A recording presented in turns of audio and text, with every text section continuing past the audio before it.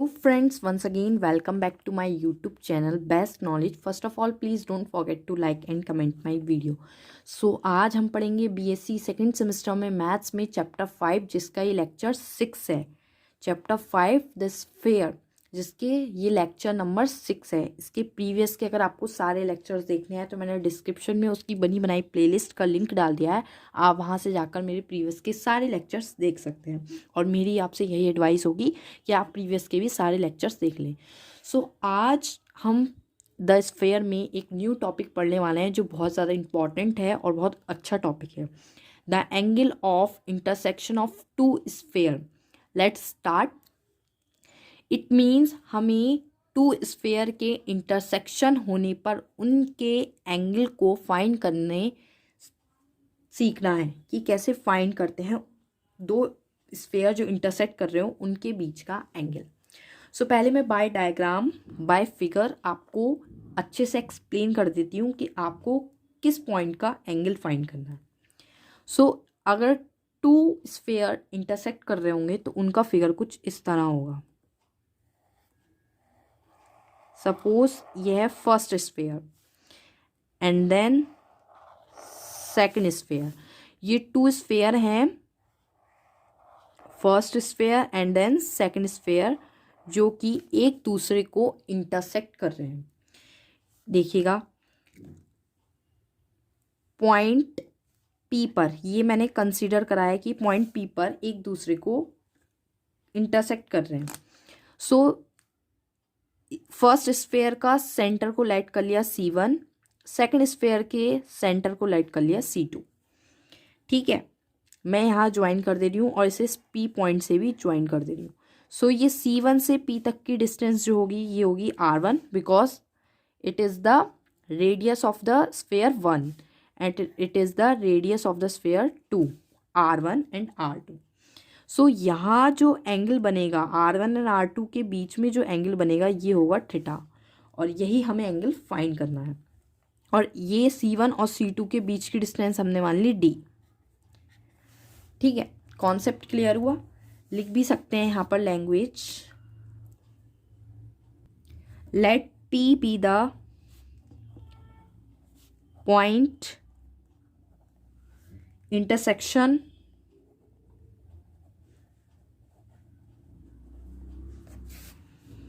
of the two sphere.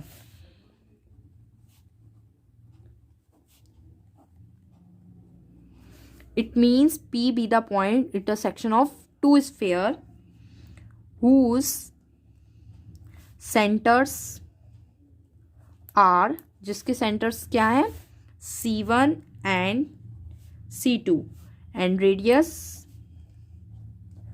और radius क्या है R1 and R2। in triangle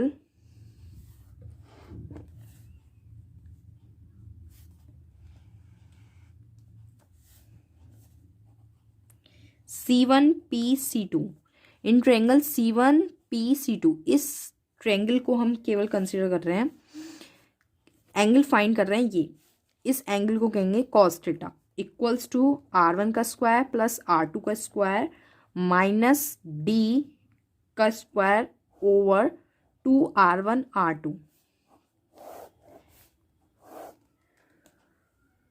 इतना क्लियर है मेरे फ्रेंड्स। अब हम आगे इससे रिलेटेड क्वेश्चंस करते हैं।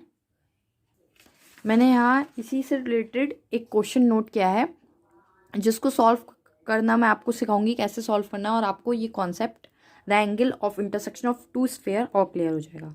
ये क्वेश्चन है find the angle of intersection of the spheres. It means हमें एंगल फाइंड करना है of intersection of the sphere के इंटरसेक्शन के। यहाँ पर टू स्फीयर की इक्वेशन दी है x² + y² + z² -2x -4y -6z + 10 = 0। And second equation है x² + y² + z² -6x -2y + 2z + 2 = 0। First of all आपको फॉर्मूला याद होना चाहिए और पता होना चाहिए कि फॉर्मूला क्या है। फॉर्मूला भी मैंने नोट कराया, cos थीटा इक्वल्स टू के R1 का स्क्वायर प्लस R2 का स्क्वायर माइनस D का square over 2R1 and R2। here R1 is the radius of sphere 1 and r2 is the radius of sphere 2 and d distance between center c1 and c2 centers of the sphere. सो यहाँ पर पहले हमें compare करना पड़ेगा। Are radius find करना मैंने आपको अपनी प्रीवियस वाली वीडियो में बताया है कि रेडियस कैसे फाइंड करते हैं किसी स्फेयर की। तो स्फेयर की रेडियस फाइंड करना मैंने आपको सिखाया है। सो उससे पहले हमें ये जो इक्वेशंस है उसकी स्फेयर की जनरल इक्वेशन से कंपेयर करके यू वी डब्ल्यू निकालने होंगे। What are U V W? U V W are the centre of sphere. So let start. सबसे पहले हम इसकी जनरल इक्वेशन लिख देती हूँ मैं स्फेयर की एक बार अगेन फिर से। वैसे मैं प्रीवियस वाली वीडियो में जनरल इक्वेशन ऑफ स्फेयर बता चुकी हूँ। General equation of sphere, sphere की जनरल इक्वेशन होती है x square plus y square plus z square plus 2ux plus 2vy plus 2wz plus d equals to 0। ये होती है general equation of the sphere. So इसी का use करेंगे हम और इसी इक्वेशन से कंपेयर करके इक्वेशन फर्स्ट में यू वी डब्ल्यू निकालेंगे और इक्वेशन सेकंड में यू वी डब्ल्यू निकालेंगे कंपेयर करने पे। सो मैं इस इक्वेशन को लाइट कर लेती हूँ, ये इक्वेशन फर्स्ट है, एंड इसको लाइट कर लेती हूँ, ये इक्वेशन सेकेंड है। ठीक है। सो इक्वेशन फर्स्ट में जब हम कंपेयर करेंगे यहाँ पर देखिए 2ux और यहाँ पर क्या है 2ux चाहिए होता है 2ux, यानी कि यहाँ पर 2 भी है x भी है। u की वैल्यू कितनी होगी -1 बिकॉज यहाँ माइनस की u है। तो हम इसको कंसिडर कर लेते हैं, ये u1 निकला। फिर v1 कंसिडर करेंगे तो यहाँ पर देखिए 2 2 ज़ा 4 होना चाहिए, तो 2 वो भी माइनस के, तो v1 कंपेयर करने पाया 2 माइनस के 2 एंड w1 कंसिडर करा हमने और यहाँ पर हमने 2wz 2 3 ज़ा 6 तो माइनस के 3। सो u1 v1 एंड w1 हम फाइंड कर चुके हैं। Now will find second equation. u2 let कर लिया हमने, u2 लेट करेंगे तो यहाँ से u2 आएगा 2 3 जा माइनस के 2ux होता है ना, तो माइनस का है तो माइनस का 2 तो रहेगा ही क्योंकि इक्वेशन में होता है 3 जा, तो 3 आ गया। फिर सेकंड v2 होगा -1 एंड देन लास्ट w2 होगा 1। सो ये हमने कर लिया। और d1 एंड d2 हम कंसिडर करेंगे। अगर हम कंसिडर करें तो d1 एंड d2 ये है क्योंकि यहाँ इक्वेशन में ये है d, तो d1 एंड d2, तो d1 10 है एंड d2 2 है। आई थिंक इतना क्लियर हो गया होगा। ये सिर्फ हमने कंपेयर करा है, ये हमने कंपेयर कर लिया और हम फाइंड कर चुके हैं u1 v1 w1 d1 and u2 v2 w1 d2। सो ठीक है, रेडियस फाइंड करते हैं हम। ओके, सो अब यहाँ लैंग्वेज लिख देते हैं थोड़ी सी। Let r1 be the radius of the sphere 1। Sphere 1 की रेडियस को हमने कंसिडर कर लिया r1। So r radius of the sphere formula होता है, अगेन लिख देती हूँ, u² plus v² plus w² minus d, जो कि मैं अपनी प्रीवियस वाली वीडियो में स्फेयर की रेडियस फाइंड करना बता चुकी हूँ। ये फॉर्मूला होता है r इक्वल्स टू के u² plus v² plus w² minus d। सो अभी हमने यहाँ पर u/v/w फाइंड करें हैं स्फेयर 1 के, तो उसी का यूज़ करके हम r1 फाइंड करेंगे। r1 इक्वल्स टू के within under root u1 का स्क्वायर, यानी कि u1 था हमारा माइनस के 1 माइनस 1 का स्क्वायर प्लस v1 था माइनस के 2 का स्क्वायर प्लस w1 माइनस के 3 का whole square minus d minus के 10। इसको सॉल्व करेंगे विद इन अंडर रूट 1 का स्क्वायर 1 प्लस 2 का स्क्वायर 4 प्लस 3 का स्क्वायर 9, और ये माइनस माइनस तो प्लस हो जाएगा स्क्वायर में, माइनस 10। इसको सॉल्व करेंगे 9 प्लस 10 से 10 cancel, 4 within under root and 4 within under root की वैल्यू होती है 2। सो हम फाइंड कर चुके हैं r1 जो कि है ये 2। हमें r1 की नीड होगी फॉर्मूला यूज़ करने में, जब हम एंगल फाइंड करेंगे तो उसके लिए। तो r1 हम फाइंड कर चुके हैं, अब हम r2 फाइंड करेंगे। सो वो कंसीडर करेंगे और लैंग्वेज लिखेंगे let r2 be the radius of the sphere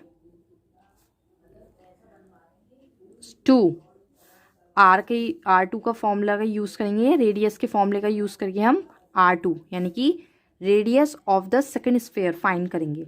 so R2 के लिए U2 यानी कि माइनस के 3 का whole square plus V2 minus के 1 का स्क्वायर प्लस W2 1 का स्क्वायर माइनस के D2 2। क्लियर है। उसके बाद इसको सॉल्व करेंगे। 3 3 ज़ा 9 प्लस 1 1 ज़ा 1 प्लस 1 1 ज़ा 1 and then -2 +2 -2 cancel -2 within under root -9 की value within under root 9 की वैल्यू होती है 3। सो इट मीन्स R2 भी फाइंड हो चुकी है जिसकी वैल्यू आई है 3। सो हमें एंगल के लिए R1 चाहिए एंड R2 चाहिए, तो फाइंड हो गया। अब ये D बचता है यहाँ पर। ये वाला D कौन सा लें, यहाँ पर तो 2 D थे हमारे, D1 एंड D2। तो यहाँ पर हमें ना तो D1 लेना है ना D2 लेना है, हमें D लेना है। इट मीन्स D का मीन्स है यहाँ पर डिस्टेंस बिटवीन 2 पॉइंट्स। यहाँ पर देखिए जो D मैंने आपको शो कराया, रिप्रेजेंट कराया, इसका मतलब क्या है, डिस्टेंस बिटवीन 2 पॉइंट्स। तो हमारे पास C1 भी गिवन है। C1 क्या है, centre of the points, centre of the sphere. तो सेंटर ऑफ द स्फेयर हमने फाइंड करे हैं, स्फेयर 1 के भी स्फेयर 2 के भी। जो हमने यहाँ पर UVW फाइंड करे हैं वो सेंटर ऑफ ये U1 V1 W1 centre of the sphere 1 है and U2 V2 W2 centre of the sphere 2 है।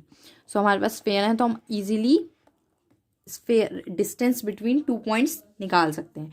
तो मैं यहाँ लिख देती हूँ centre of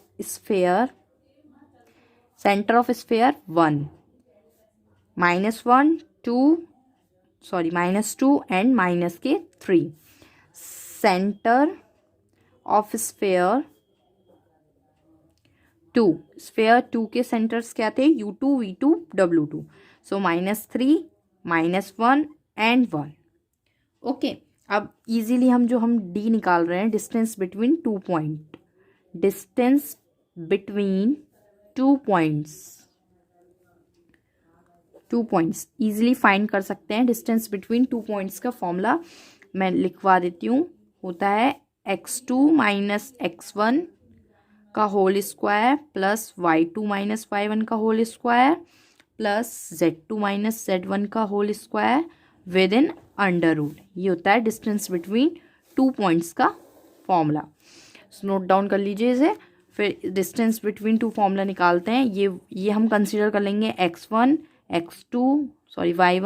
x1 y1 and z1 है, और ये वाले नीचे वाले point x2 y2 and z2 हैं। ये हमने कंसीडर कर लिए। उसके बाद इजीली हम इसमें वैल्यूज़ को पुट करके डिस्टेंस निकाल सकते हैं। तो x2 - x1 2 -3 -1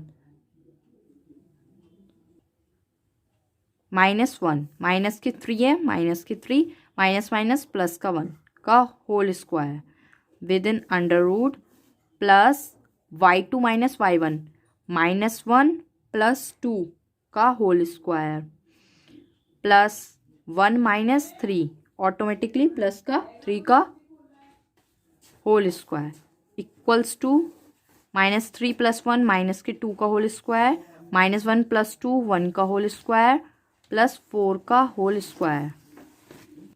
इतना क्लियर है। फिर सॉल्व कर लेंगे इजिली। 2 का स्क्वायर 4, 1 का स्क्वायर 1, 4 का square 16 within under root 16 + 4 20 plus 1 21 within under root. So हम डिस्टेंस भी फाइंड कर चुके हैं with 221 within under root. इतना क्लियर है। अब हम सिर्फ कुछ नहीं करना है, इस क्वेश्चन में सारी वैल्यूज़ को सब्स्टिट्यूट कर देना है। आंसर आ जाएगा एंगल बिटवीन 2 स्फेयर या angle of intersection of 2 sphere. So cos theta equals to की क्या होता है, R1 का स्क्वायर, R1 हम फाइंड करा 2 का स्क्वायर यानी कि 2 का स्क्वायर प्लस R2 का स्क्वायर। इट मीन्स हमने R2 कितना फाइंड करा 3 प्लस 3 का होल स्क्वायर माइनस D का स्क्वायर, माइनस D कितना है 21 विद इन अंडर रूट का whole square upon 2 R1 R2। 2 R1 कितना था 2, R2 कितना था 3। क्लियर है। अब कैलकुलेट कर लेंगे इजीली। 2 2 ज़ा 4 प्लस 3 3 ज़ा 9 माइनस 21 का अंडर रूट का होल स्क्वायर 21 ओवर 2 2 ज़ा 4 4 3 ज़ा 12. Again calculate 9 + 4 13 13 - 21 8 8/12 cos theta equals to के 8/12 आ गया. इधर ही कर देती हूँ. cos थीटा इक्वल्स टू के 8/12. सो हमें एंगल फाइंड करना है. थीटा इक्वल्स टू के cos इनवर्स 8/12 भी कैंसिल हो जाएगा. 2 4 ज़ा 8 और 2 6 ज़ा 12 2 2 ज़ा 4 2 3 ज़ा 6 2/3. तो थीटा हम फाइंड कर चुके हैं.